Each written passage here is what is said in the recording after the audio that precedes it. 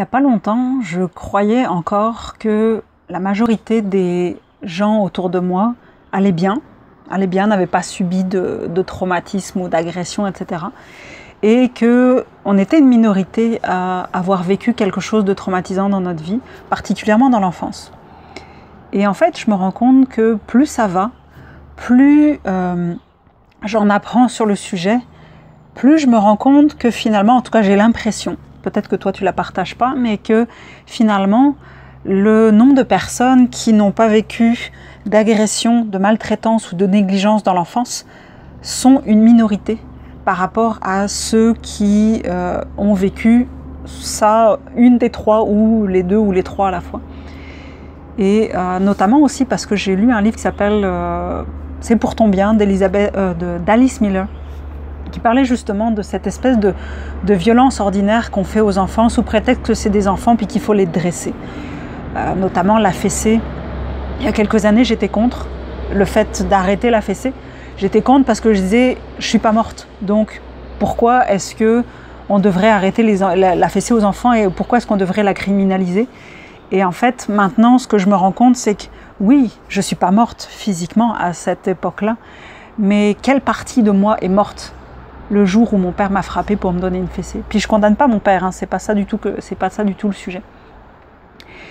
Et ce que je me rends compte finalement, c'est que ce que je pensais, quand je regardais la société autour de moi, et puis je me disais, ok, donc en fait, c'est moi qui ai un problème. Puis j'ai l'impression que tout le monde regarde un petit peu les autres en disant, ok, eux, ils ont l'air d'être bien, donc visiblement, c'est moi qui ai un problème.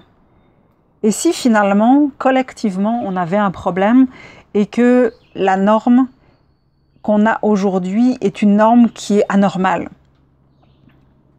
Quand je dis ça, c'est parce que je pense à toutes les manières de considérer la vulnérabilité notamment. Et par exemple, quand on parle justement de vulnérabilité, je parle de peur, de blocage, etc. Pourquoi est-ce qu'on devrait vaincre nos peurs? Pourquoi est-ce que ça nous paraît normal de se faire violence à soi-même? Pourquoi est-ce que ça nous paraît acceptable d'écraser certaines parts de nous pour arriver à un certain objectif et de moquer ceux qui ne sont pas capables de le faire ou de leur dire qu'ils manquent de volonté alors que ce n'est pas forcément ça? Et pourquoi est-ce que le fait de s'écouter soi-même, d'écouter les blessures, les douleurs, les parties de nous qui ont besoin d'avoir davantage d'amour et d'attention que ce qu'on a eu jusqu'à présent, pourquoi est-ce que ça serait de la complaisance? Pourquoi est-ce que ça serait de la faiblesse et pas justement de la force? Parce que moi, ce que je vois justement, ce que je me disais quand j'avais cette considération-là, de me dire, mais finalement, on est peut-être tous polytraumatisés, multitraumatisés et on s'en rend pas compte. C'est que je me disais, ouais, mais c'est sûr que si je suis traumatisée à plein de niveaux et que je veux pas m'en rendre compte, vaincre mes peurs, c'est le meilleur moyen de les faire taire. Parce que de toute façon, je veux pas m'occuper de tous ces trucs-là. Ça fait partie de la cave. Et puis la cave, on n'aime pas ça parce que ça pue, puis parce qu'on n'a pas envie de s'en occuper. Si on pouvait juste fermer la porte, ta gueule, tu fermes la porte de la cave, tu vaincres tes peurs, puis c'est fini. Alors que quand je me mets à accueillir mes peurs, à accueillir les parties de moi qui sont vulnérables et qui sont fait écraser à un moment donné de ma vie et que je leur donne la parole, que je dis que c'est légitime ce qu'elles ressentent et que j'essaye de faire bien entendu quand même quelque chose qui correspond beaucoup plus à ce que j'ai envie de voir apparaître dans ma vie. J'ai pas dit qu'il fallait se soumettre à sa peur, loin de là. C'est que dans ce cas-là, si j'ouvre les bras puis si j'accueille les choses avec amour, compassion, etc., ça finit jamais. Ben oui, ça finit jamais parce que en tout cas personnellement, je me rends compte que j'ai été traumatisée à de multiples niveaux et donc que j'ai des peurs à de multiples niveaux. Donc quand j'ai fini d'en accueillir une, il y en a une autre qui se pointe. Et on pourrait croire que c'est désespérant. En tout cas, moi au début, je trouvais ça désespérant, mais en fait non. C'est-à-dire que plus ça va, plus je m'aime dans mon intégralité, plus ça va, plus j'accepte qui je suis, plus ça va finalement, plus je me renforce en ramenant au centre de moi toutes ces parties qui étaient exilées et qui étaient blessées. Et finalement, c'est beaucoup plus fort que juste dire « ta gueule, on ferme la porte de la cave, puis dégage, je veux pas entendre parler de toi ».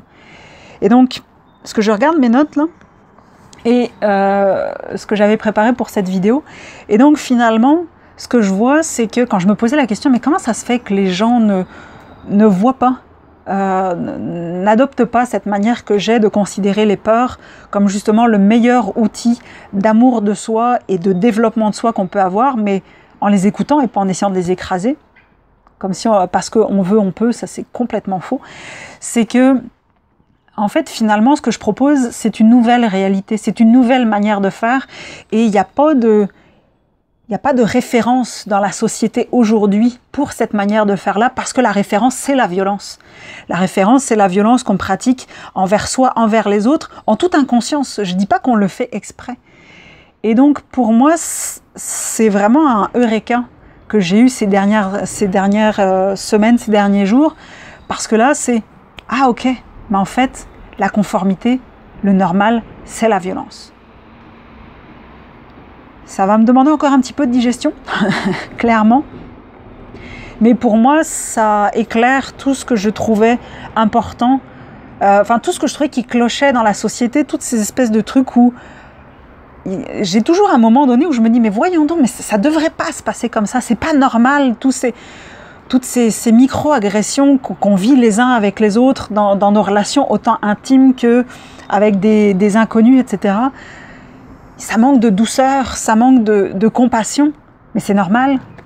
C'est normal, on ne nous a pas appris à être comme ça, et en plus on nous a coupé de notre corps. On nous a appris à nous couper de notre corps, puis à prendre uniquement qu'est-ce que ça, là-haut, ça nous disait. Donc bref, je clôture mon propos simplement en disant que c'est pas parce que c'est la norme que c'est bon. C'est pas parce que ça a toujours été comme ça que ça doit perdurer. Et clairement, moi, mon approche, puis la manière dont j'accompagne les gens, etc., c'est pour justement sortir de ça et apprendre à, au lieu de vouloir juste faire taire toutes les choses qui nous dérangent dans notre vie, apprendre à les écouter pour écouter leur petite voix, sans agir comme elles nous disent, mais surtout, en fait, rallier toutes les énergies, plutôt que celles qui se barrent dans tous les sens avec les peurs qui nous empêchent de faire des choses dans tous les sens parce que ça nous bloque pour X ou X raisons. C'est de ramener toutes ces choses-là vers la direction où on a envie d'aller et surtout vers ce qui nous fait rêver, ce qui fait chanter notre cœur et ce qu'on a envie d'accomplir dans notre vie. Donc, c'était Blandine de Maillard. Je fais partie des Guerrières Pacifiées. En fait, j'ai fondé les Guerrières Pacifiées, guerrièrespacifiées.com, ça c'est mon site avec un S. Si jamais tu as trouvé pertinent ce que je disais, partage-le.